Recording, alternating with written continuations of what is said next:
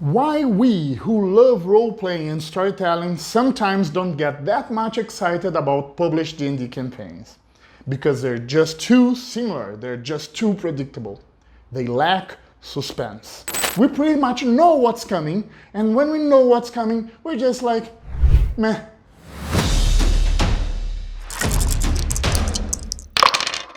Hello and welcome to the Deep Dice Press, an indie publisher focused on developing D&D products for DMs and players who love role-playing and storytelling. Our products use the full IP and content of the core rulebooks and all other official D&D publications, and are extensively play-tested with our regular D&D groups. If you find this content helpful, don't forget to like, subscribe, and click on the bell to receive notifications of new videos with similar content. You can also find the links for our social media on the description down below. If you want to check out a module where we apply all concepts discussed in this channel, look out for our new campaign, The Kingdom of Cormyr, One Purple Raven, available this summer. So that's what we're going to talk about in this video. First of all, the reason I came to the conclusion I don't like to play published campaigns, and why I think they don't deliver the best role-playing, storytelling, and character-building experiences they could deliver. Essentially, we're going to talk about one of the things that are missing on those campaigns: suspense. Then we'll discuss what is suspense and tension building in a D&D campaign, and what is necessary for a mystery to create the feeling of suspense. Finally, we'll talk about the importance of suspense to drive player immersion and creating high charges of emotion in a D&D adventure. So join us, won't you? So I recently found out I love reading published D&D campaigns, but I don't really like playing them. Do you also feel like that? Kind of weird, isn't it? What happens is that I find the storytelling of most published D&D adventures quite disappointing. Problem is, I usually know pretty well where the story is going. Most of the plot points are very similar and kind of boring. There are no major plot twists or wow moments along the way. Bottom line, published adventures end up being a bit too simple, predictable, and superficial to play. Now, don't get me wrong. I think published adventures are great in many aspects. Their locations and dungeons are creative and instigating, providing many exciting exploration opportunities, interesting social encounters, and challenging combat situations. And the books are just beautiful, filled with top-level illustrations. I own many of them, and I would guess you too.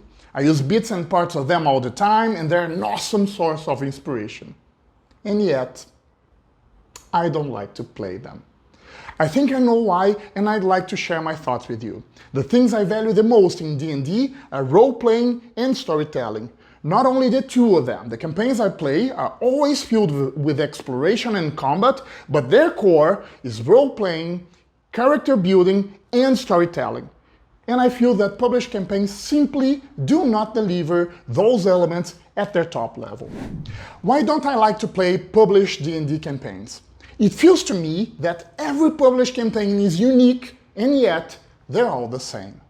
Since D&D 5th edition was released way back in 2014, a total of 12 campaign modules were released by Wizards of the Coast, an average of 3 campaigns every 2 years.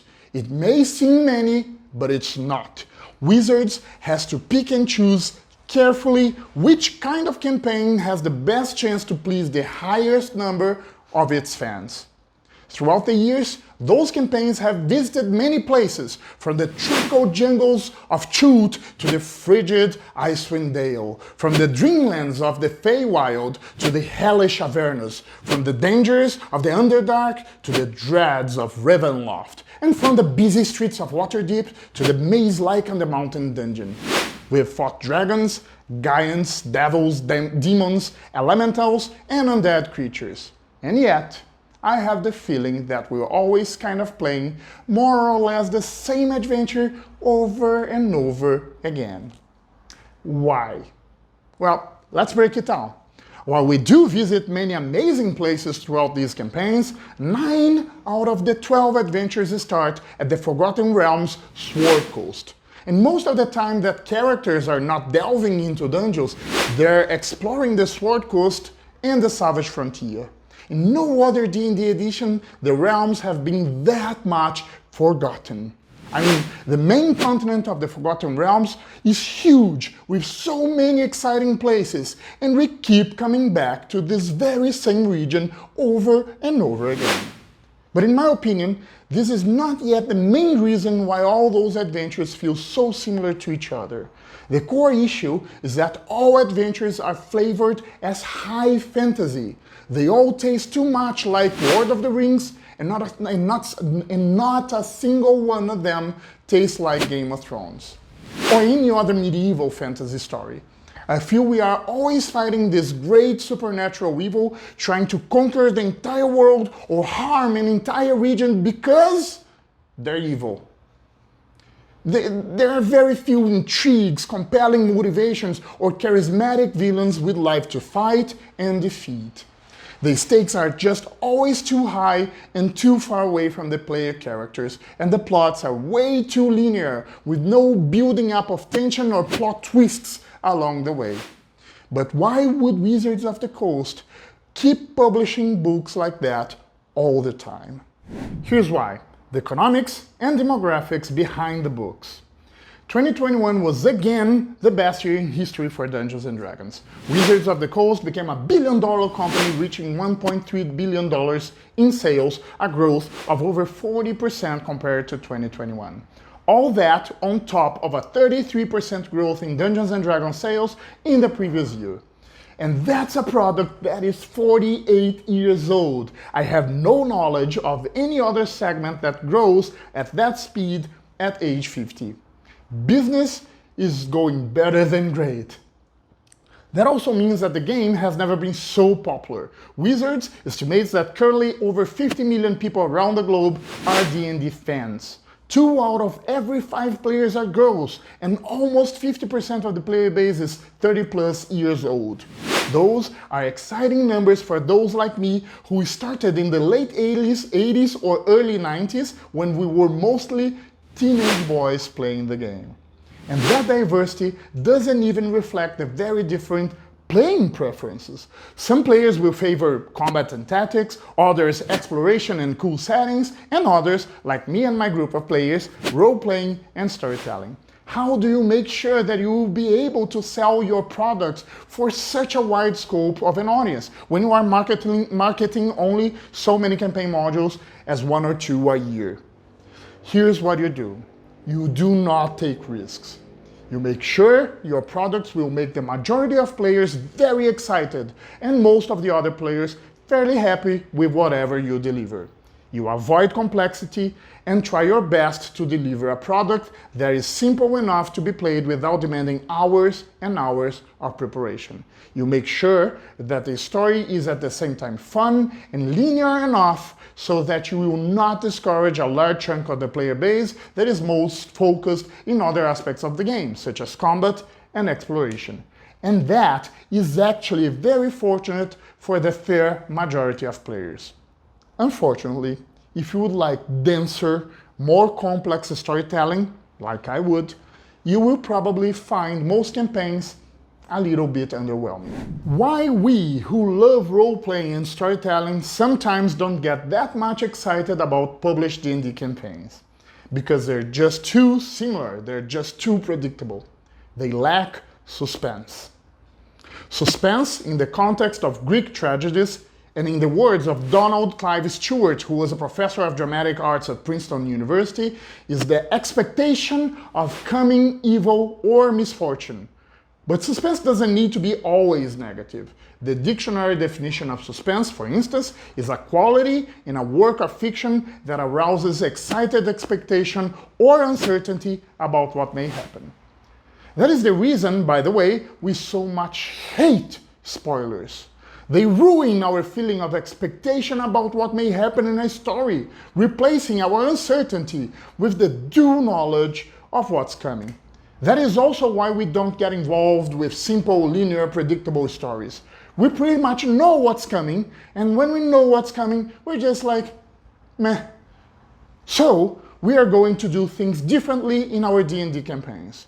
We're going to get players expecting, excited, and uncertain about what might happen next in our stories. And yes, more often than not, they will fear that evil or misfortune is lurking just around the corner. Beware, suspense is much more than some sort of mystery. If you want to create true expectation and excitement in your players, you will need to first be able to build up tension. I love mysteries, and quite frankly, they are necessary building blocks to build tension and suspense. But a mystery alone does not create suspense, so it's important to understand well the difference between them. A mystery is something that is difficult or impossible to understand or explain, according to its dictionary definition. In other words, it is a past or present event whose explanation is only partially displayed to the player characters and is uncertain enough so they can only speculate what might be its causes or consequences. As the adventure or campaign moves on, new details emerge so that the player characters may put the pieces together and fully understand the event. But again, such a mystery is not enough to create the expectation and excitement necessary for suspense.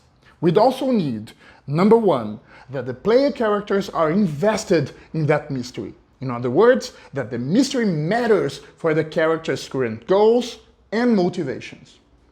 Number two, that the mystery is an actually interesting story, and it may be interesting for all sorts of reasons, because it's odd, unexpected, because it seems illogical at first glance, because it may bring dire outcomes, or even because the different parts of the mysteries, when put together, don't seem to have a clear connection.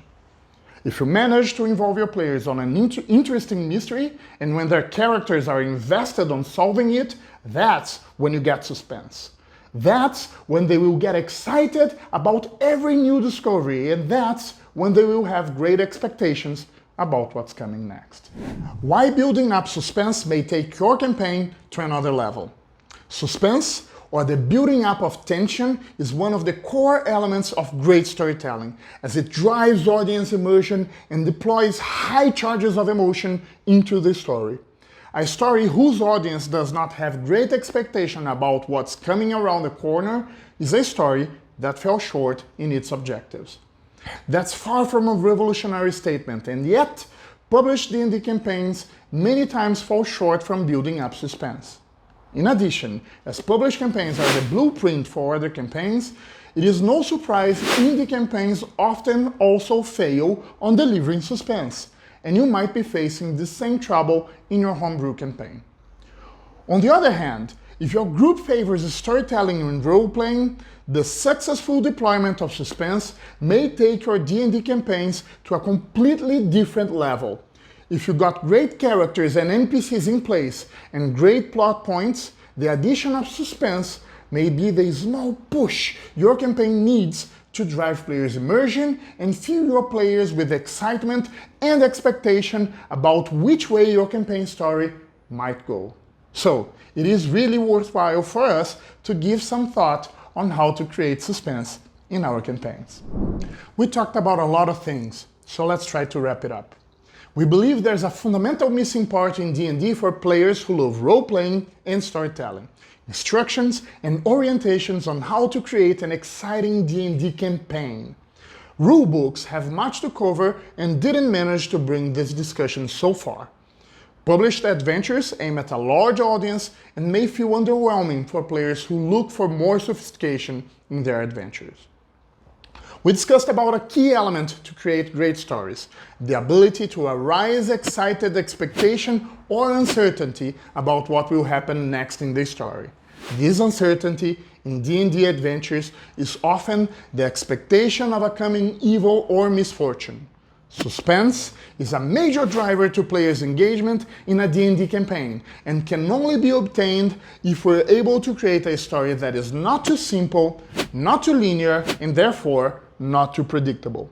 If we're able to create interesting plot lines and unveil them at the right moments along a D&D adventure or campaign, we'll naturally create suspense and build up tension for the players. That in turn drives player immersion and creates high charges of emotion, enhancing the gameplay experience in our D&D sessions.